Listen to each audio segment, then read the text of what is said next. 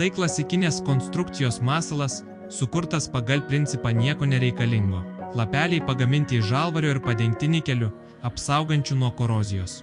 Šerdis taip pat žalvarinė, cilindro formos su negiliais grioveliais. Tai laiko patikrintas variantas, kuriame kabliukai atitinka pačių sukriukių dydį ir turi papildomą raudoną musę, kuri uždengia trigubą kabliuką ir stabilizuoja masalo padėtį vandenyje.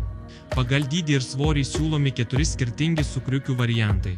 Pirmas numeris – 3,5 gramo, antras numeris – 5 gramai, trečias numeris – 8 gramai, ketvirtas numeris – 11 gramų.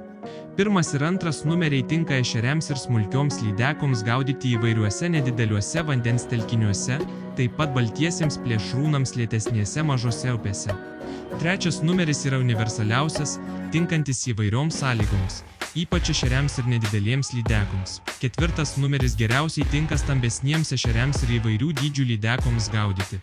Šis dydis pasižymi stabiliausių žaidimų ir gali būti naudojamas įvairiomis sąlygomis, tiek pagal gylį, tiek pagal srovės stiprumą.